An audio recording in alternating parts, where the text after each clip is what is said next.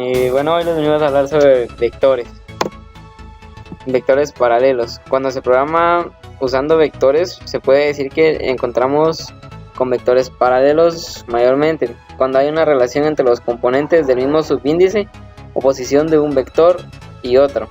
Si tenemos un vector en el que almacenaremos nombres de empleados y otro en el que almacenaremos los sueldos, los datos en estos vectores se relacionarán de subíndice a subíndice. Por ejemplo, se puede ver que aquí los nombres entre llaves tienen un número 3, que significa la cantidad de datos a ingresar, al igual que en los sueldos. Ejercicio. Desarrollar un programa que permita cargar una cierta cantidad de empleados con sus nombres y sus respectivos sueldos. Estos mismos deben ser ingresados por medio del usuario y se cargará por teclado, y se mostrarán también los sueldos que sean mayor o igual a 5.000 y el monto total que se debe pagar de nómina. Primero que nada, creamos un proyecto llamado empleado, luego se importará la librería Scanner y se declarará.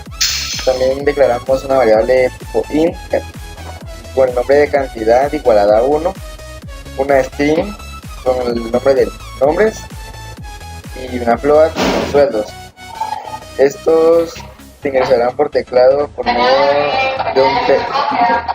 de un texto ingresado a la cantidad de empleados, es decir, cantidad igual a entrada tech.next para poder ingresar los datos.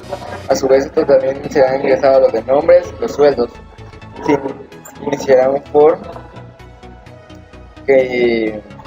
donde se declarará una variable para esta llamada i igualada a 0, diciendo que el i es menor a la cantidad, que se repita el mismo texto y que se sume 1. En este for ingresará el nombre de los empleados y los sueldos de los mismos. En el public void de imprimir información se mostrarán los empleados con mayor a sueldo de 5.000 y se iniciará otro for declarando nuevamente una variable i igualada a 0, diciendo que si esta es menor a la cantidad se sumará 1 nuevamente. A su vez se iniciará un if con la variable de sueldos, que se utilizará la i sea mayor o igual a 5.000. Se imprimirá un mensaje diciendo que los nombres con la variable i se mostrarán con la de sueldos. A su vez también se mostrará el total de la nómina y se iniciarán todos los métodos de nuestro proyecto.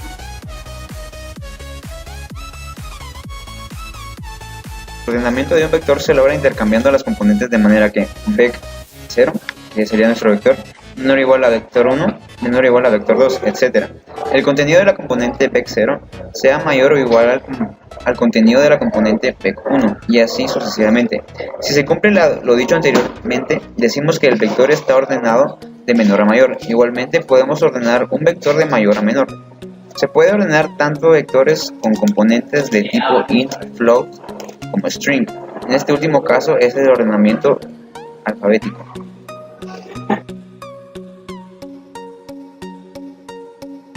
Un ejemplo de los vectores mayor y menor es una actividad común, la búsqueda del mayor y menor elemento de un vector, lo mismo que su posición.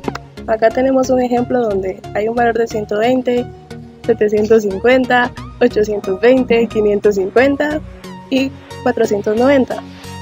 A cada uno de esos valores se le da un número y acá podemos ver que el elemento mayor es el 820 y se encuentra en la posición número 2. El primer problema es confeccionar un programa que permita cargar los nombres de 5 operarios y sueldos respectivos que muestra el mayor y el menor del operario.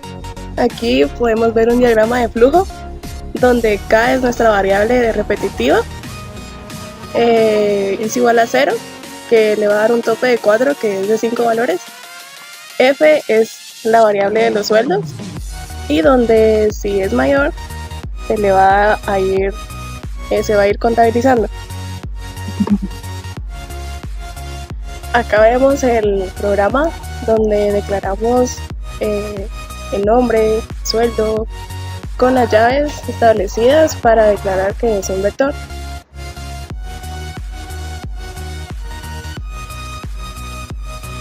Acá, como podemos ver, es un método donde es declarado mayor como float, int como post como int, mayor es igual a sueldos 0. El ciclo repetitivo for, que es igual a int, la variable igual a 1 y nombres y la variable contadora. Sueldos igual f, mayor o igual a mayor. Con esto queremos decir que le vamos a dar un valor a sueldos que es el primero y si es mayor se va a convertir en sueldo.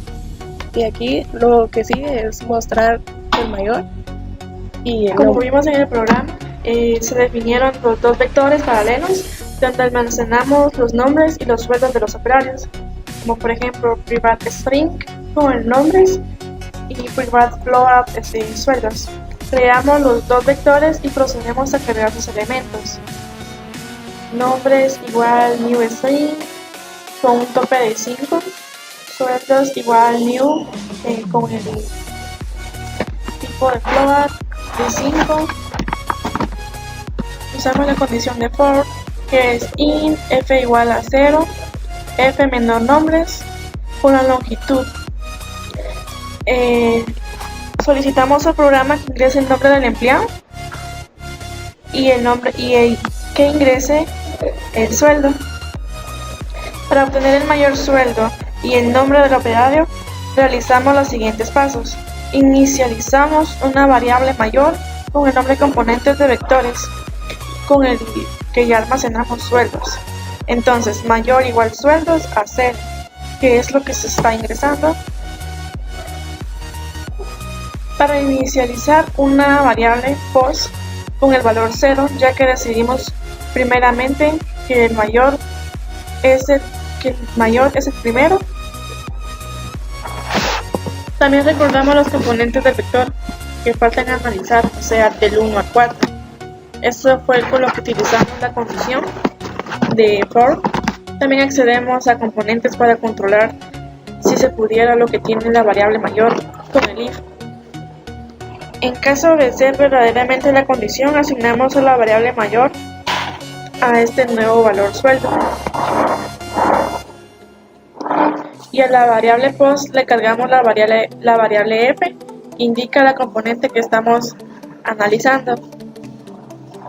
Cuando salimos de la estructura repetitiva, imprimimos la variable mayor que contiene el mayor sueldo y para imprimir el nombre del operario conociendo la posición del mayor sueldo, imprimimos el elemento que ocupa la posición que indica la variable post en el vector paralelo.